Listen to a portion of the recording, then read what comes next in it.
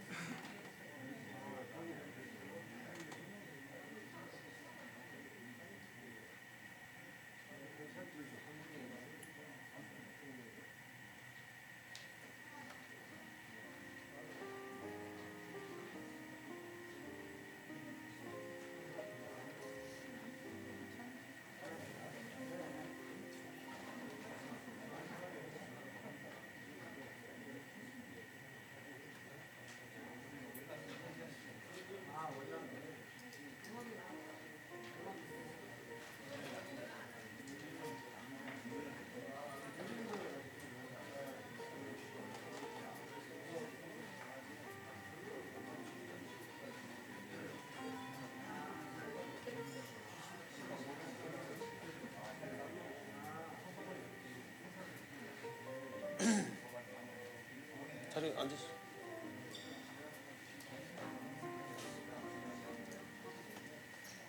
네?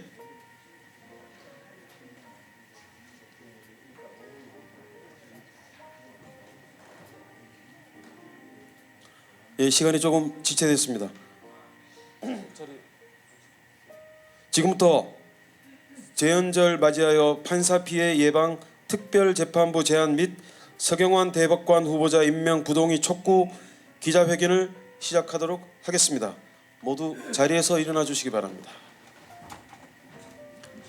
먼저 국민 내려가겠습니다. 국회에 대하여 경례.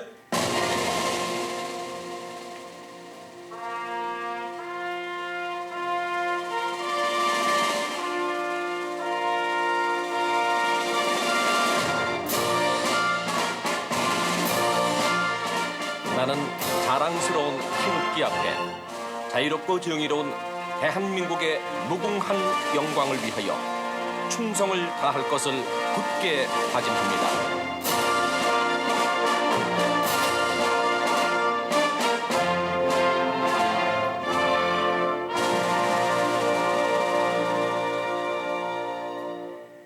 바로 이하 국민회를 생략하겠습니다. 자리에 앉아주시면 감사하겠습니다. 먼저 오늘 행사를 진행해 주신 사법정의국민연대 조남숙 집행위원장님의 인사 말씀이 있으시겠습니다. 예, 비도 그러는데 이렇게 많이 참석해줘서 감사합니다.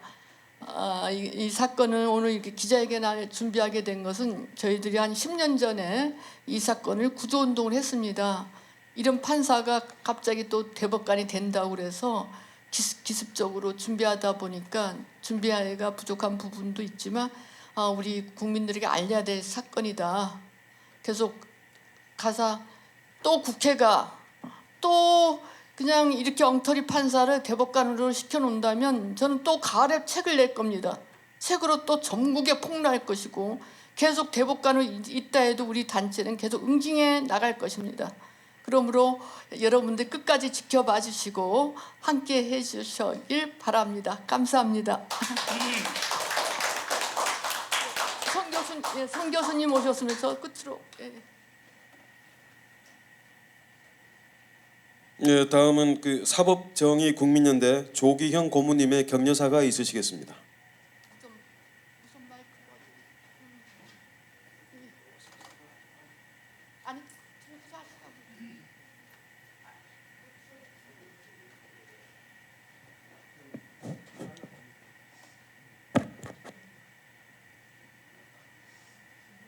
여러분들 오셔서 반갑습니다. 제가 이 단체의 그 고문직에 있는 사람입니다. 조기형입니다. 저는 원래 이거 법조 운동을 한 사람이 아니고 원래는 제가 주한 스웨덴 대사관에 근무를 했습니다.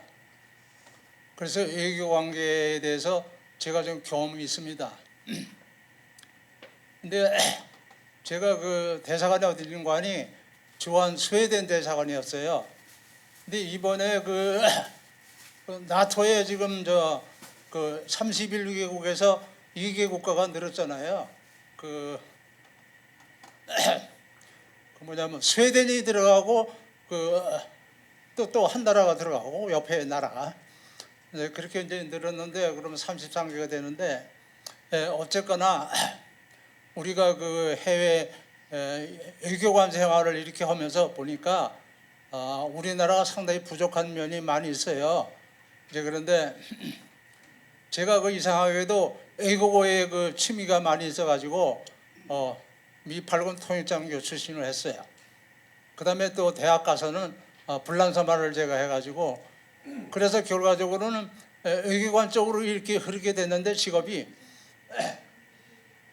그래서 먼거니 내가 이 얘기하려고 하는 거는 그 중립국이 있어요. 중립국들이 그 당시 존재할 때는 우리나라가요 그 돈이 모자라서 의료 분야가 약해요. 그래서 그 부크라파의 그 상계국에서 그 돈을 200억씩 그분들이 출연해서 그 을지로 육과의 그 병원을 우리나라에서 짓도록 이렇게 도와줬습니다. 그래서 어쨌거나 그 외교적인 분야에서 우리나라가 많이 그 도움을 받았다 하는 걸 나는 여러분한테 알리고 싶고 그 다음에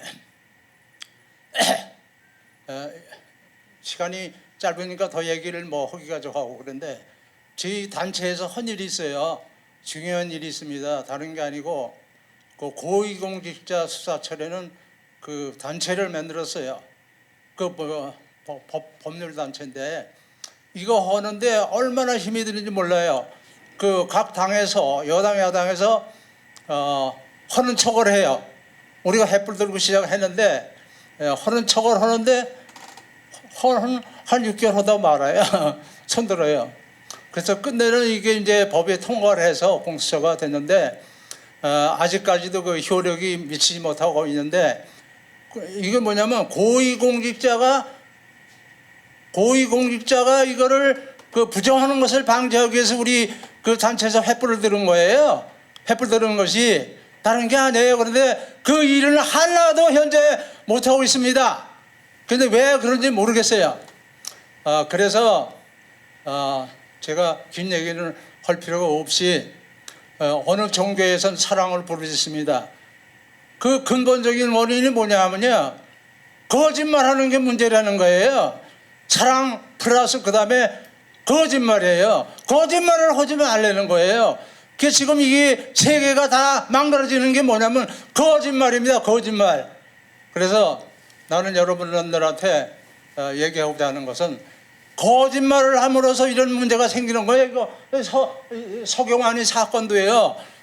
아까 이거 보니까 얼마야? 140몇 억을 해먹은 것이. 예?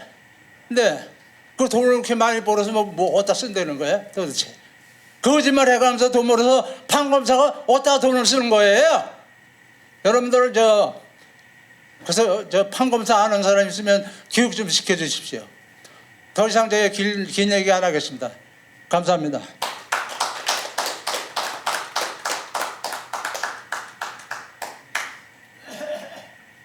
조규현 고모님, 격려사 말씀 굉장히 힘차시죠?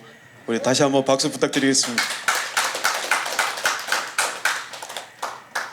오늘 한 분 더 격려사 해주시겠습니다. 인천 참언론 시민연대 염성태 대표님 나오셔서 격려사 있으십니다. 힘찬 박수로 환영해 주십시오. 네, 반갑습니다. 저는 염성태라고 합니다. 언론개혁 투쟁하고 있고요. 전 진보 정치를 평생 하고 자랐습니다. 어쨌든 저는 제가 그 2100세대 아파트를 지었는데, 그때 윤관 대법원장이 할 때 고등 법원장, 그때 윤관 대법원장, 그들이 우리 그 557명의 피해자들을 짓밟아서 대법원 정원농성도 하고 고등법정 정원농성하는 그러한 사례를 남기기도 했습니다. 결국 이겼는데, 왜 이런 말씀을 드리냐면 이 서경환이가 똑같이 윤관 대법원장 똑같다는 생각을 갖게 됐습니다. 이런 사람이 대법관으로 임명된다면 이 나라는 거꾸로 갈 수밖에 없다고 생각을 합니다. 우리 조남식 대표가 26년 동안을 구조단장으로서 사법개혁연대 총장으로서 열심히 노력했습니다.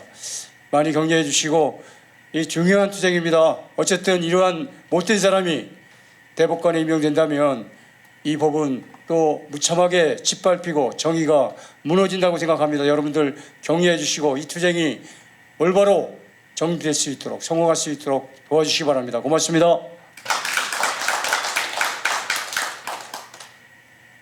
우리 방금 격려사 해주신 염성태 대표님은 1년 365일 비가 오나 눈이 오나 여기 조선일보 앞에서 언론 개혁을 위해서 투쟁하고 계십니다. 우리 지금도 안에 제가 알기로는 그 티셔츠가 그 조중동 폐간 그 티로 알고 있습니다. 우리 힘찬 격려의 박수 부탁드리겠습니다.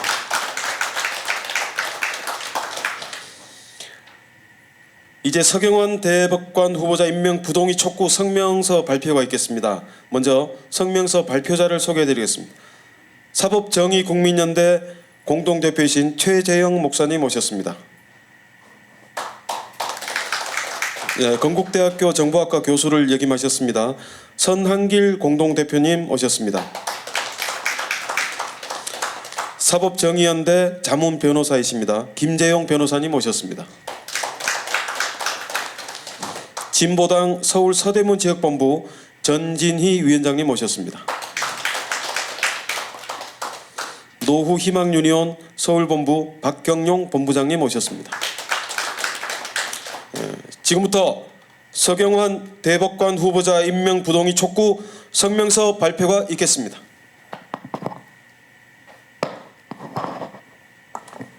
네, 이제 성명서를 발표할 수 있도록 하겠습니다.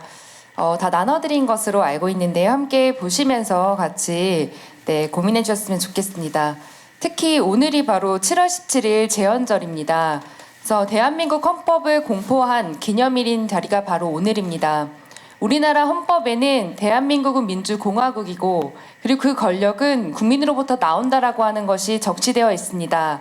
바로 주권자들인 여기 계신 분들의 목소리로 지금의 대법관 문제가 해결될 수 있도록 함께했으면 좋겠습니다.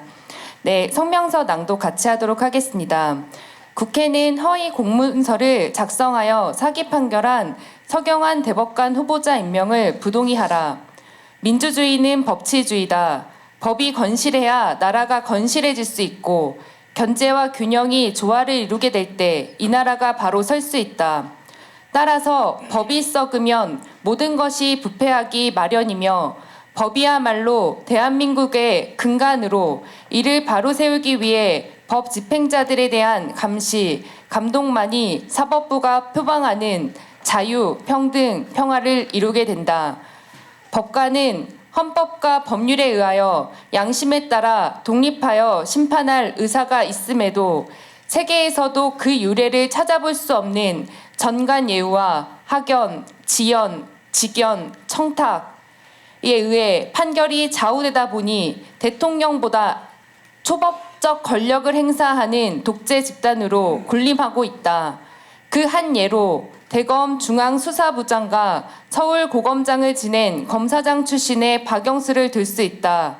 그는 박근혜 특검으로 그 이름을 높였음에도 현재 드러나고 있는 실상은 부패한 전관의 전형을 보여주고 있을 뿐이다. 검찰이 특검을 피하기 위해 서둘러 기소했음에도 50억 원을 뇌물로 수수하는 등 그의 혐의는 매우 심각하다. 고 김대중 대통령은 이 같은 사건을 우려해서 검찰을 바로 세워야 나라가 바로 선다라고 하시면서 검찰 개혁을 위해 노력해왔다.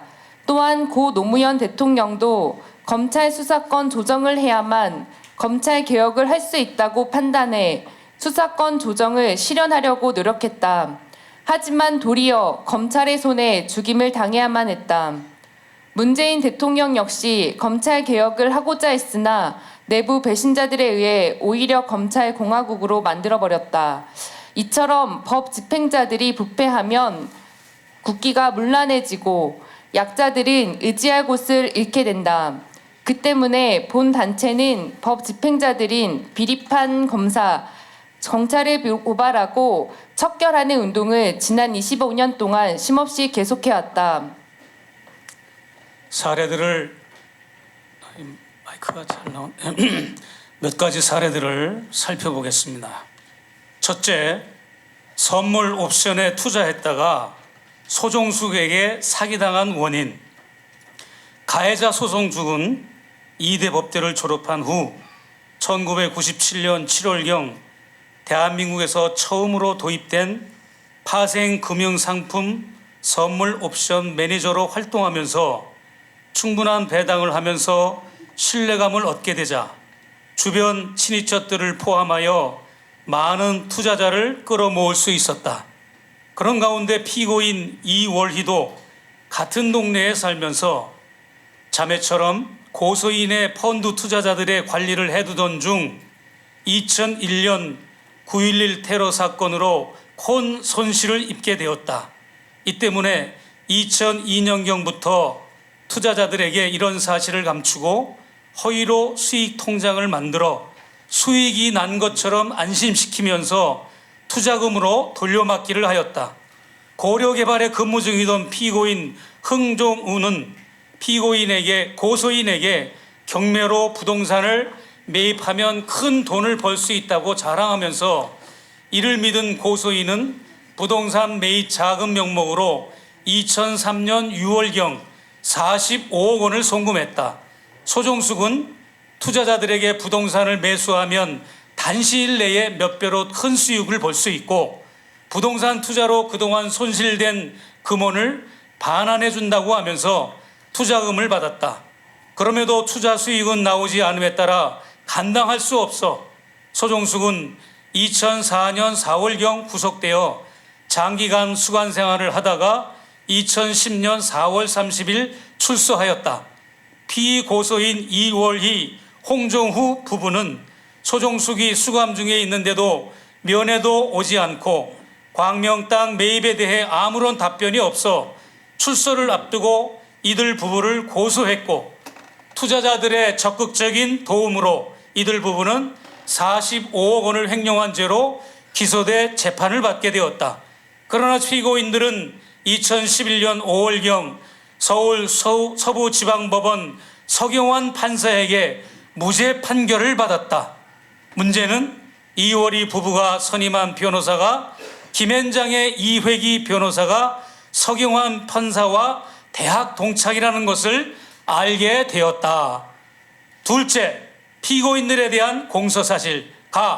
피고인들은 피해자에게 경기도 광명시 일대에 좋은 부동산이 나왔는데 경매로 낙찰받으면 큰 이득을 얻을 수 있으니 우리에게 돈을 주면 부동산에 투자하여 주겠다라고 권유하여 고소인은 이를 믿고 2003년 6월경부터 8월 6일까지 45억 5,355원을 교부받아 김승재 등 4명과 함께 광명시 땅 85필지 토지를 80억 원, 근저당 채권액 60억 원, 고려증권 명의로 설정된 근저당권부 채권을 2003년 8월 4일 홍정후 명의로 위 채권 일부를 근저당권 이전 등기를 완료했다.